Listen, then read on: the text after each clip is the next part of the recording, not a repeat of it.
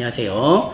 오늘은 법률사무소 지담의 장점들에 대해서 말씀을 드리려고 합니다. 첫 번째로 오늘 말씀드리고 싶은 거는 이 산재와 관련된 소송에 대한 부분입니다. 산재 신청을 해서 바로 승인되면 제일 좋겠죠. 그런데 원하지 않는 결과가 나올 수도 있습니다. 불승인되는 경우인데요. 이렇게 불승인되는 사건 전체의 한 절반 정도 된다고 볼 수 있는데요. 불승인이 됐을 때는 심사 청구를 하거나 재심사 청구를 제기할 수가 있습니다. 공단 홈페이지에 안내되어 있는 이미지인데요. 보시면은 불승인이 되면 심사 청구, 지역본부, 지사에다가 접수를 해서 공단 본부에서 심리하도록 되어 있습니다. 그 다음에도 내가 불복을 하고 싶다라고 하면은 재심사 청구라고 되어 있죠. 노동부에 있는 재심사위원회에다가 이의제기를 할 수가 있습니다. 이렇게 보면은 총 이의제기 절차는 두 번이 있는 거죠. 심사 청구, 재심사 청구. 그런데 이렇게 해도 해결이 되지 않았을 때는 최종적으로는 행정소송을 제기를 할 수가 있습니다. 공단에서 잘못했다 라고 법원에서 판결을 해주는 건데요. 이를 이제 행정소송이라고 합니다. 오늘은 이러한 불복 절차 중에서 지담에서 주로 수행하고 있는 이 소송 절차에 대해서 말씀을 드리려고 합니다.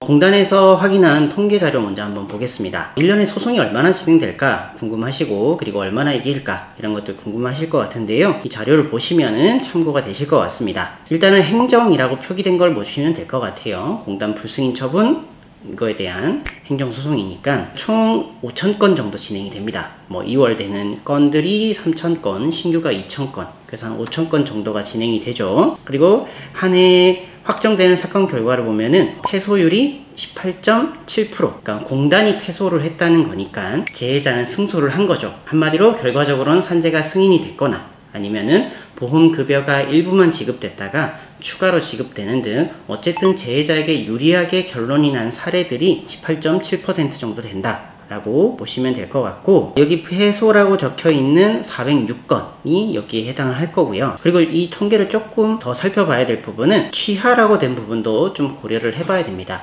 취하는 원고가 소를 제기를 했다가 나 이제 그만하겠습니다 라고 취하하는 경우인데요. 왜 그만두게 됐을까 생각을 해보면은 이 법원에서 조정이나 이런 것들을 하는 경우들이 있습니다. 법원에서 사건을 들여보니까 이거 너무 산재가 맞는 거죠. 그래서 권고를 합니다. 근로복지공단에서 이거 산재로 승인해주는 게 어떻겠냐 라고 조정안을 제시를 해서 이 조정안이 받아들여지는 경우에 당사자는 취하를 하기도 합니다. 이런 부분들도 고려를 해야겠죠. 그래서 단순히 18.7%가 승소 확률이다 라고 보시는 것보다는 이런 취하에 대한 부분도 함께 고려를 해서 이거보다는 높다 라고 생각하시는 게 더 좋을 것 같습니다. 통계는 여기까지 살펴보도록 하고요. 그러면은 언제 소송을 제기하는 게 좋을까? 이 부분 말씀드리겠습니다. 앞서 산재가 불승인 됐을 때 심사 청구, 재심사 청구할 수 있고, 그리고 소송, 이렇게 세 가지 방법이 있다라고 말씀을 드렸는데요. 이길 가능성이 가장 높은 게 뭐냐 라고 물어보신다면 행정소송이 맞습니다.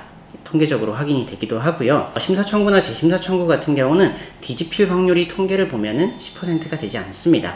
근데 소송은 20% 가까이 되니까 한 2배 정도 되죠. 그래서 이 부분을 좀 고려를 해서 여러분들이 판단을 할 필요가 있고, 신청을 했을 때 위원들이 어떤 의견을 냈는지 확인을 할 수가 있습니다.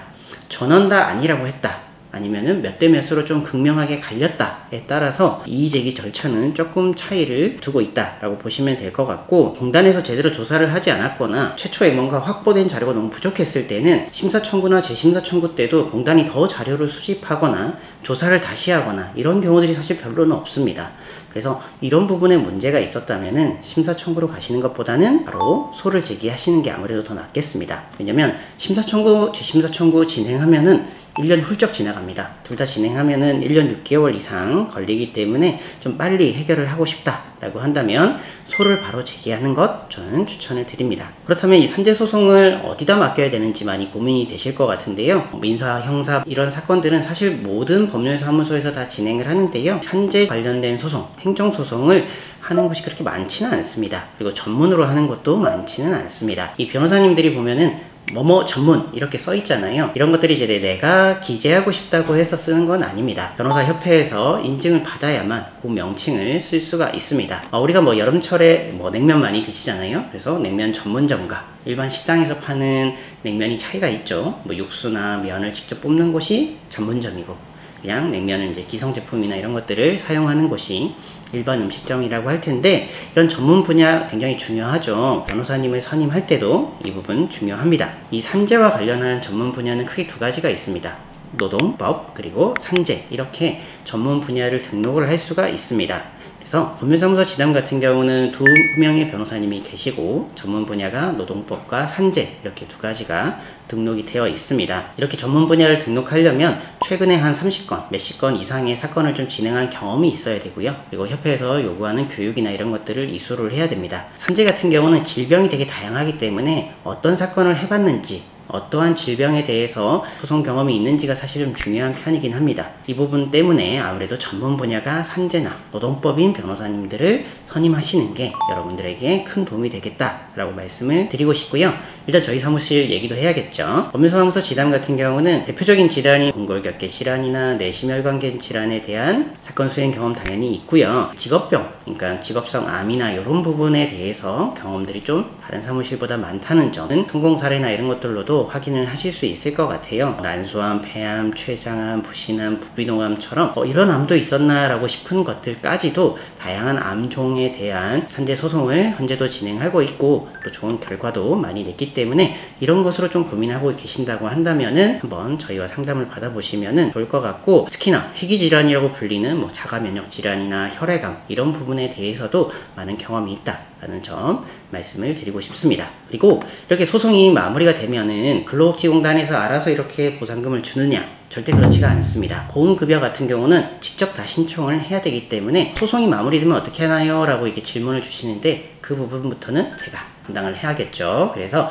근로복지공단에 대리인으로 선임을 해가지고 병원비, 휴업급여, 장애급여, 사망사건 같은 경우는 장례비나 유족급여, 이런 청구들까지 이어서 제가 좀 진행을 하고 있어서 여러분들이 소송을 맡기신다고 했을 때 산재소송뿐만 아니라 이후에 보상 절차까지 크게 어려움 없이 진행할 수 있다는 점 말씀을 드리고 싶습니다. 그래서 이런 부분이 아무래도 저희 사무실과 이 산재 사건을 함께 했을 때 장점일 것 같아서 좀 소개를 드려봤습니다. 제가 말씀드린 내용 보시고 혹시 또 궁금한 거 있으면은 댓글 남겨주시면 제가 답글 달거나 변호사님이 답변 드릴 테니까요. 댓글 남겨주시면 답변 드리도록 하겠습니다. 영상 마치겠습니다. 감사합니다.